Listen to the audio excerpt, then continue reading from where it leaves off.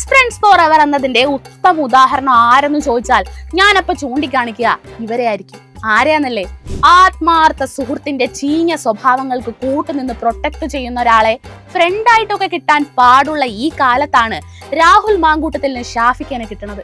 ഇന്നും ഇന്നലെ ഒന്നുമല്ല, പണ്ട് KSUവിൽ ഉണ്ടായിരുന്ന കാലത്ത് തൊട്ടേ ഇമാതിരി വൃത്തികേടുകൾ പയറ്റി തെളിഞ്ഞ ആളായിരുന്നു ഈ മാങ്കൂട്ടം. അത്രയും സ്വഭാവ ദൂഷ്യമുള്ളൊരുത്തനെ ചുമന്ന് ഇങ്ങ് യൂത്ത് കോൺഗ്രസിന്റെ കൊണാണ്ടറാക്കിയും റീൽസ് ഷൂട്ട് ചെയ്ത് കൊളാബടിച്ചും ഷാഫിക്ക ചെയ്തത്രയും ഫ്രണ്ട്ഷിപ്പ് ഗോൾസ് ഒന്നും വേറെ ആരും ചെയ്തിട്ടുണ്ടാവില്ല.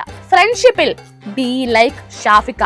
ഞാൻ രാഹുലിനെ പറയുന്നതും ആയാസപ്പെട്ട് പറയുന്നതല്ല, അഭിമാനത്തോടെ അയാൾ കടന്നു വന്ന വഴികളെ പറ്റിയാണ് ഞങ്ങൾ പറയുന്നത്. ഞാൻ അദ്ദേഹത്തെ ഇൻട്രൊഡ്യൂസ് ചെയ്യാൻ വേണ്ടി പാലക്കാട്ടെ പബ്ലിക്കിന്റെ അടുക്കിലേക്ക് പോകുമ്പോൾ അവർ പറയുന്നത് വി നോ ഹിം. ഇനി എന്റെ ചോദ്യം ഇതാണ്, അപ്പൊ ആരാണ് ശരിക്കും വില്ലൻ? രാഹുലിന്റെ ബാക്ക് സ്റ്റോറികൾ അറിഞ്ഞിട്ടും കട്ടയ്ക്ക് നിന്ന ഷാഫി അല്ലേ ഒരു അണ്ടർ റേറ്റഡ് വില്ലൻ?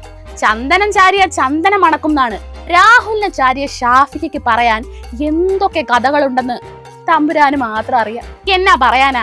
ഇൻസ്റ്റഗ്രാമിൽ കുറച്ച് ഫോളോവേഴ്സും ലൈക്കും ഉണ്ടെന്ന് പറഞ്ഞ് കമന്റ് സെക്ഷൻ നിറയ്ക്കുന്ന ഷാഫിക്കേന്റെ രാഹുലിന്റെ വെട്ടുകിളി കൂട്ടത്തിനൊന്നും പറഞ്ഞാലും മനസ്സിലാവൂലെന്നേ. എന്നാലും എനിക്ക് ഇത്ര പറയാനുള്ളൂ, രാഹുൽ മാങ്കൂട്ടത്തിന്റെ അറസ്റ്റില് ഷാഫിക്കേനെ ആരും മറക്കല്ലേ.